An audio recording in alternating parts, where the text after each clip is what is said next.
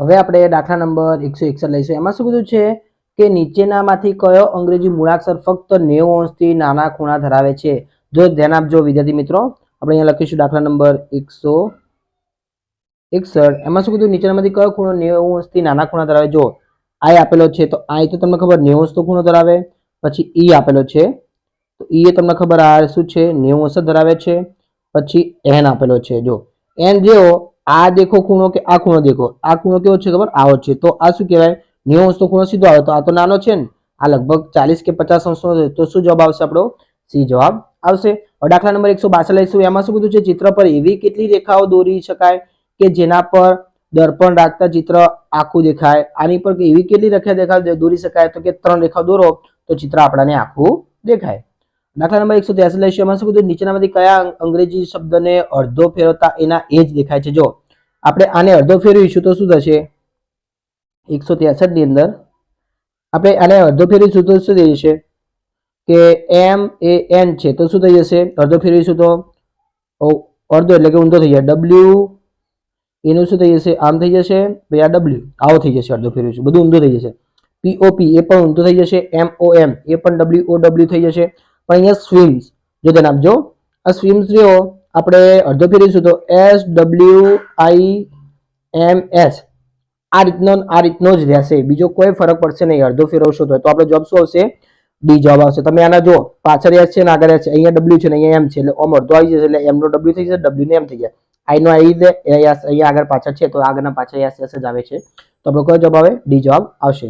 હવે દાખલા નંબર 164 લઈશું। એમાં શું કીધું છે નીચેનામાંથી કઈ આકૃતિને અડધી ફેરવતા સરખી દેખાય? અડધી ફેરવતો કે એવી ને એવી દેખાય છે, તો આકૃતિ નંબર પહેલી જ છે, એમાં આપણે આ આકૃતિ આપેલી છે એને આપણે અડધી ફેરવીશું તો આવી ને આવી આકૃતિ દેખાશે, તો આપણો જવાબ શું હશે? એ જવાબ આવશે।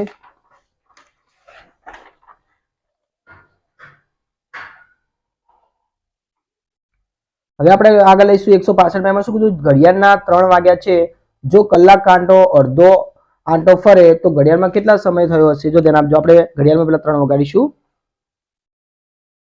165 ઘડિયાળમાં સમજી લો એક ઘડિયાળ છે આ રહી, અમે કેટલા વાગ્યા છે?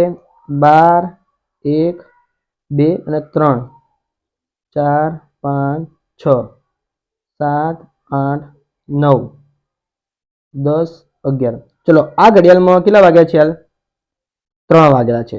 હવે શું કીધું છે કલાક કાંટો અડધો આંટો ફરે તો કલાક કાંટો એટલે કે આને કહેવાય આરે અડધો આંટો, એટલે અહીંયા 3 થી છે, 3 થી 4, 5, 6, 7, 8, 9 એટલે કે 9 પર આવે અડધો આંટો ફરે તો કેટલો સમય થયો હશે? તો કે 9 વાગ્યા છે। 9 જ વાગે કહેવાય કે ના કહેવાય? હવે જવાબ શું હશે? સી જવાબ આવશે। હવે આપણે આગળ લઈશું આપેલ આકૃતિને કેટલામાં ભાગમાં ફેરવવાથી મૂળ આકૃતિ જેવી દેખાય? આપેલ આકૃતિને કે તમે કોઈ બી આકૃતિ આપેલી તો એના કેટલામાં ભાગમાં ફેરવાથી મૂળ આકૃતિ જેવી દેખાય? જો કેટલીક આકૃતિને 1/2 ફેરવાથી થાય દેખાય, કેટલીક આકૃતિ 3/4, કેટલીક આકૃતિને 1/4।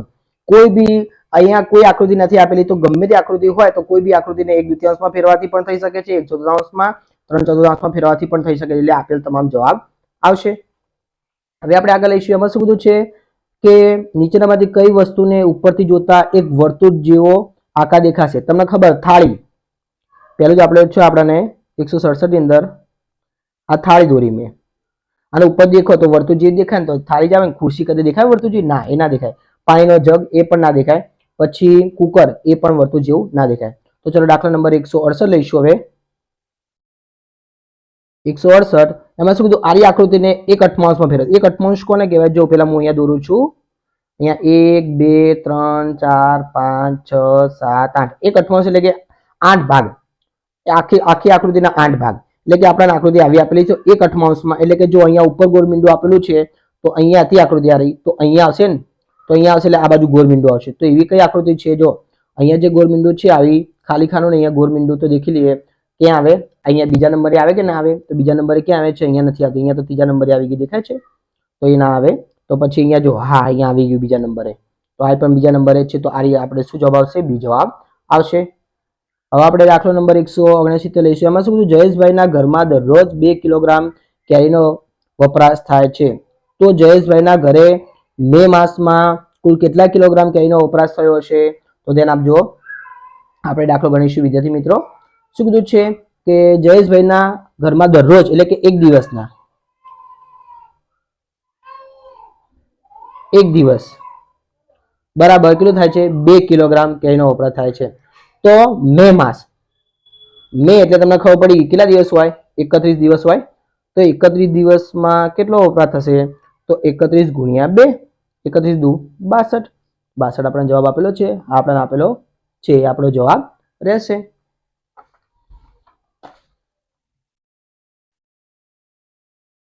હવે આપણે દાખલા નંબર 170 લઈશું. એમાં શું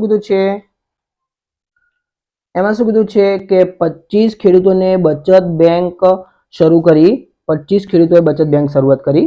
હવે એમાં શું કર્યું કે દરેક ખેડૂત તેમાં દર મહિને કેટલા રૂપિયા નાખે છે 1000 જમા કરે છે, ધ્યાન આપજો. તો એક મહિનામાં કેટલા રૂપિયા જમા થાય છે ધ્યાન આપજો. કેટલા ખેડૂતો છે 25 છે, દરેક ખેડૂત એટલે કે એક ખેડૂત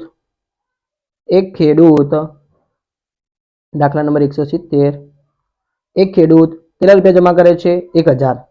એવા કેટલા છે ખેડૂત 25 ખેડૂતો, 25 ખેડૂત કેટલા રૂપિયા જમા કરશે દર મહિને તો કે 25000 રૂપિયા જમા કરશે. ચલો હવે શું કીધું છે તો એક વર્ષના અંતે કે બેંકમાં કેટલા રૂપિયા જમા થશે, તો આપણે શું કરીશું એક વર્ષમાં કેટલા મહિના આવે 12 મહિના આવે, તો 25000 ગુણ્યા 12 કરી દેવાના.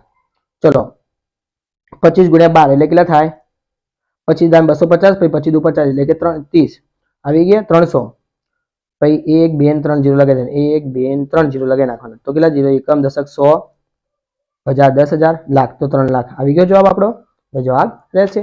દાખલા નંબર 171 લઈશું. એમાં શું કીધું છે કે ઘડિયાળમાં 6 કલાકે 2 કાંટા વચ્ચે કેટલા ખૂણા બને, ઘડિયાળમાં 6 કલાક, સમજી લો કે આપણે અહીંયા ઘડિયાળ દોરી હતી, આ જ ઘડિયાળમાં 6 કલાકે એટલે કે આ 6 કલાક થઈ ગયા, 6 વાગેલા છે એમ કે અહીંયાથી અહીંયા, તો કેટલા ખૂણા બને, તો જો એક થી એક આરો ખૂણો બને, એક આ ખૂણો બને, તો કુલ કેટલા ખૂણા બને 2 ખૂણા બનશે. જવાબ આપણને આપેલો છે, આપણને આપેલો છે, આપણો જવાબ રહેશે. ચલો નંબર 172 લઈશું. આમાં શું કીધું છે સાયકલ પર 1 કલાકમાં 6 કિલોમીટર જેટલું અંતર કપાય છે, તો 150 મિનિટમાં કેટલું અંતર કપાય છે. 1 કલાક એટલે તમને ખબર પડી 1 કલાકમાં કેટલી મિનિટ હોય 60 મિનિટ હોય. તો આપણે દાખલો ગણીશું 60 મિનિટમાં કેટલું અંતર કપાય છે 6 કિલોમીટર, માટે 150 મિનિટમાં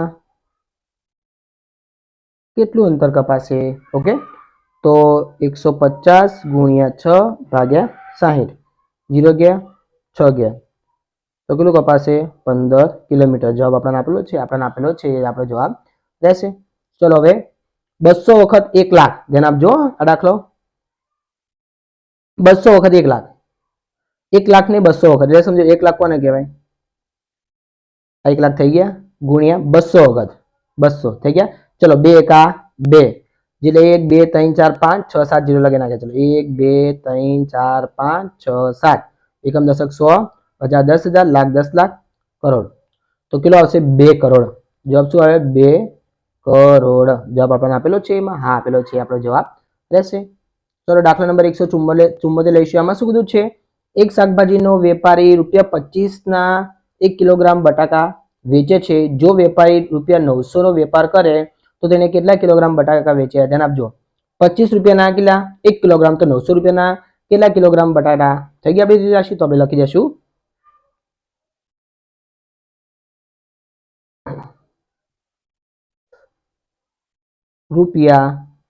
₹25 બરાબર 1 કિગ્રા, માટે ₹900 બરાબર કેટલા કિલોગ્રામ, તો કે 900 ભાગ્યા 25. ચલો આપણે સરવાળો ભાગાકાર કરી નાખીએ. 900 ભાગ્યા 25, 25 એકા 25, 25 દુ 50, 25 તારી 75, તો અહીંયા 8 આવશે, અહીંયા આવશે 10, 10 માંથી 5 જાય તો 5, 8 માંથી 7 જાય તો 1, 0 ની 0, તો 25 ચોક 100, 25 50 125, 25 છંગ 150, તો શું જવાબ આવ્યો 36 આવી ગયો આપણો જવાબ. તો અહીંયા શું આવશે 36, 36 જવાબ આપેલો છે, આપણને આપેલો છે, આપણો જવાબ રહેશે. હવે આપણે આગળનો દાખલો લઈશું.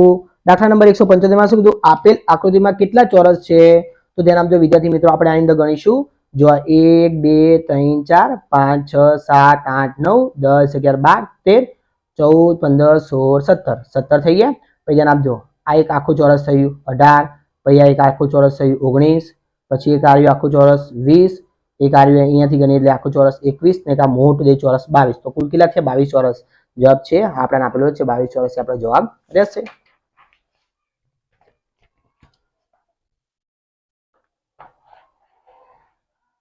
તો દાખલા નંબર 176 લઈશું। એમાં શું કીધું 6 ગુણ્યા ખાલી જગ્યાના કાટખૂણાનું માપ, એ 6 ના શું કીધું છે 6 ને તમે કેટલા વડે ગુણો તો કે કાટખૂણાનું માપ એટલે કે 90 અંશ થવું જોઈએ, તો કેટલા વડે ગુણીશું તો સમજી લો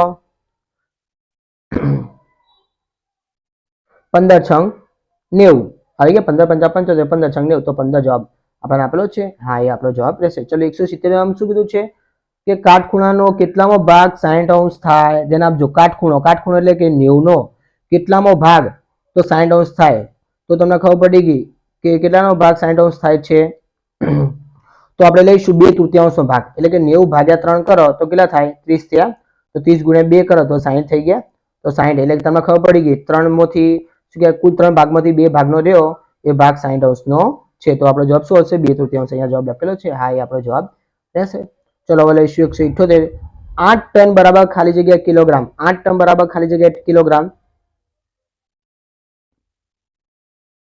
આ છે 177, હવે લઈશું 178, 8 ટન બરાબર એટલે કેટલા કિલોગ્રામ થાય, આ તો સીધું જ છે, 1 ટન બરાબર 1000 કિગ્રા માટે 8 ટન બરાબર 8000 કિલોગ્રામ, કેટલા થાય 8000 કિલોગ્રામ, જવાબ આપેલો છે 1000 ગુણ્યા 8 એટલે કે 8000 આવી ગયા સીધા, અથવા અહીંયા લખું તો 1000 ગુણ્યા 8 બરાબર 8000, 1000 ગુણ્યા 8 આવી ગયો, આપણો જવાબ રહેશે।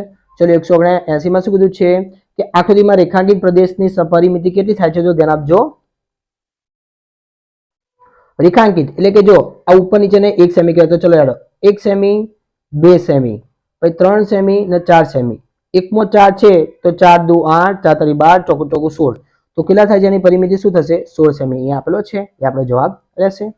ચલો હવે લઈશું આપણે 180 માં શું કીધું છે આકૃતિમાં રેખાંકિત ભાગનું ક્ષેત્રફળ 4 ચોરસ સેમી છે, ધ્યાન આપજો ક્ષેત્રફળ 4 ચોરસ સેમી, તો આપેલ આકૃતિમાં કુલ ક્ષેત્રફળ કેટલું થાય છે તો ધ્યાન આપજો, તો આપણે શું કરીશું 1 નું કેટલું છે 1 નું 4 ચોરસ સેમી, તો કુલ કેટલા છે 1 2 3 4 5 6 7 8 9, તો કે 9 નું કેટલા ચોરસ સેમી થાય, તો શું કરી દેવાનું ચોકડી ગુણાકાર 9 ગુણ્યા 4, 9 ચોક 36, તો કેટલું થશે 36, આપણો જવાબ આપેલો છે, હા આપણો જવાબ આપેલો છે, આપણો જવાબ રહેશે। તો વિદ્યાર્થી મિત્રો તમને મારી ચેનલ ગમે તો લાઈક શેર અને સબસ્ક્રાઇબ કરવાનું ભૂલતા નહીં।